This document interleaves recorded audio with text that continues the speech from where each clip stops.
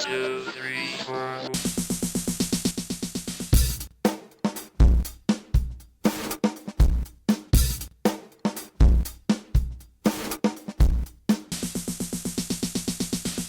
Welcome to CAV-TV News for Thursday, April 1st, 2010. I am Ezra McConan. And I'm Nancy Kamal. Let's go to Clifton and Joy for CAV-TV World News. This is CAV-TV Global News. I'm Clifton Diaz. And I'm Jalecia Swint. For nearly 30 years, there was an island dispute between two South Asian countries, India and Bangladesh. Today, there is not a dispute for the island anymore. Newmore Island has sunk into the Bay of Bengal. Rising sea levels have solved the dispute for them. A professor at a university in India located in Calcutta said the island's disappearance has been confirmed by satellite imagery and sea patrol. What these two countries could not achieve from years of talking has been resolved by global warming. There were no permanent structures on Newmore Island, but India sent some paramilitary soldiers to its rocky shores in 1981 to hoist its national flag. I gather this story still remains a demarcation dispute between the two countries. Unfortunately, on Sunday, 153 people were trapped in China's Shanghai coal mine after it was flooded by underground water that gushed into the mine. Officials said more than 100 workers were rescued from the mine. The mine is a key project approved by the provincial government in a coal-rich area. The cause of the flooding is still unknown. 2 suspected cases of suicide on the Cornell University campus have been confirmed. The Tompkins County's chief medical examiner says suicides have reached a total number of 6 for the academic year. The most recent suicides came on successive days and prompted the university's Medical Health Initiatives Director, Timothy Marshall, to declare a public health crisis. In February, a freshman jumped off a bridge over one of Cornell's well-known gorges.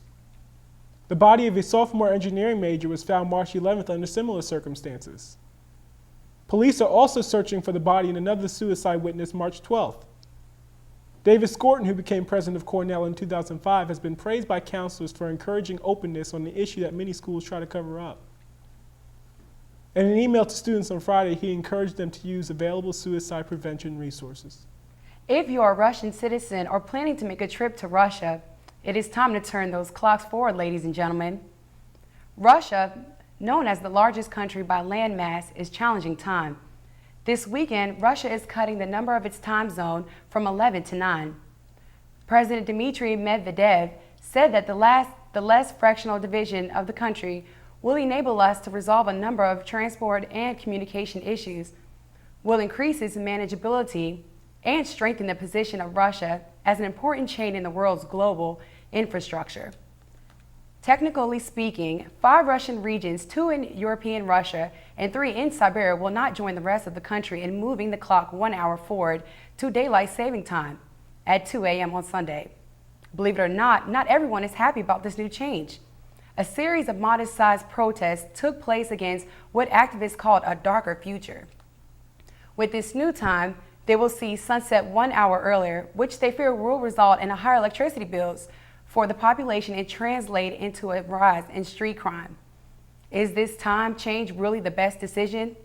The general public is mostly welcoming the time reforms in Russia.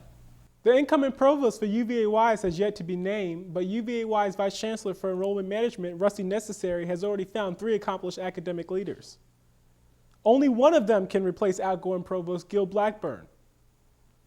The first candidate for the UVA-Wise provost position is Jay Saunders Huigan, who is Vice President for Academic Affairs at the University of Science and Arts of Oklahoma. The second candidate for the UVA-Wise provost position is Abiyodun Goki Periola, who is Vice President for Academic Affairs at Otterbein College in Ohio. Goki Periola will spend 2 days in Wise meeting with faculty, staff, and students and members of the UVA-Wise board. And the third candidate for the UVA-Wise provost position is Sandra Lemoyne, who is Dean of the College of Human Development at the University of Louisiana at Monroe. Lemoyne will spend 2 days in Wise meeting with faculty, staff, students, and members of the UVA-Wise board. Necessary says the Provost Search Committee encourages everyone on campus and in the community to meet the candidates at some point during their visit to Wise. For more information on the UVA-Wise provost candidates, go to www.uvawise.edu and click on News and Events. American University students want columnists fired over date rape piece. Alex Nepper, a sophomore political science major, wrote an article in the university's newspaper that appeared to be considered many an incoherent concept. He wrote that a woman who attends a fraternity party, drinks more than 5 glasses of alcohol, and follows a guy to his room is indicating that she is willing to have sex and should not cry date rape the next morning. Now students want him fired. In an interview Monday with the Washington Post, he said that real rape, which occurs when a stranger thrusts sex into a non-sexual position, is a heinous crime and rapists should be severely punished. Knepper and his newspaper editors are standing behind the column. It is the newspaper editor's belief that Knepper has raised questions that warrant belief. And police in Kingsport, Tennessee said a man has been charged with running naked through a grocery store. He told police he did it because he was bored. Of all the more pleasant possibilities. That's it for CAV-TV Global News. I'm Clifton Diaz. And I'm Jalecia Swint. Thanks for watching. Now let's have an Econ Minute. The Fed, or the Federal Reserve, is the central bank of the United States. You can think of it being like the bank you use personally, but instead of serving people and companies, the Federal Reserve is the bank for other banks. It is controlled by a board of governors and a chairman of the Federal Reserve, who are all appointed by the President of the United States. The Federal Reserve is the most powerful entity in the United States when it comes to the economy. The Federal Reserve is able to control interest rates, which ultimately means that every purchase you make and every job you take is influenced by the Federal Reserve.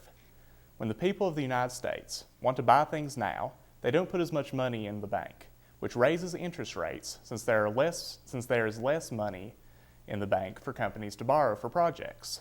Similarly, when people want to consume later, they put more money in the bank, which lowers interest rates. As you can see, this pattern creates a natural coordination between people and companies. Enter the Fed, who can set the interest rate at whatever rate they want. So when the Fed sets interest rates lower than they naturally would be, companies start projects that they otherwise wouldn't have. When those companies' projects are completed, the people don't want all of those products, so the projects fail. When mass failures happen in these companies all across the economy, you enter a recession, and that is how the Fed influences you. On Monday, VPAR presented the UVAY Spring Band's concert in the Gilliam Fine Arts Center Theater. The concert was open to the public and featured the UVAY's Wind Ensemble and the Highland Winds.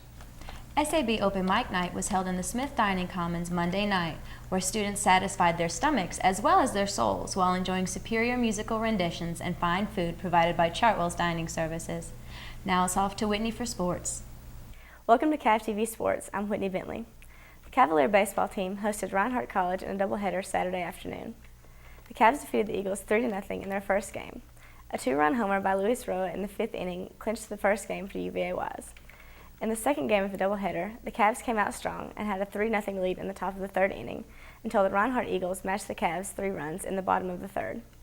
The score remained tied at 3 until the sixth inning when the Eagles scored another 3 runs to give them their first lead of the day. The Cavs scored 2 more runs before the game was over, but it wasn't enough to overtake the Eagles. The Cavs finished with 1 run short of the Eagles with a score of 6-5. That's all for CAV-TV Sports. Back to Candace with upcoming campus news. Hi, I'm Candace Massenberg. Here's your upcoming campus events. On Friday, April 2nd, registration for fall begins. The Center for Student Development will be hosting Kick Butts Day in the Slimp Student Center from 10 a.m. to 2 p.m. On Monday, April 5th, the Jimson Weed will be having Robert Morgan in the Chapel of All Faiths at 1 p.m. On Tuesday, April 6th, through the International Film Series, Michael McNulty will be presenting the French movie Tous les matins de Monde in the Science Lecture Hall at 6 p.m. The Jensen Weed will be having Coffee Night with Robert Morgan in the Chapel of All Faiths at 6:30 p.m. On Wednesday, April 7th, the Art Department will be having Los Gatos in the Chapel of All Faiths at 7:30 p.m. These are all the events I have for you this week. I'm Candace Massenberg. Stay tuned for more CAV-TV. That's all for CAV-TV this week. I'm Azar McConan. And I'm Nancy Kamal. Thanks for watching. What's on your face? What? April Fools.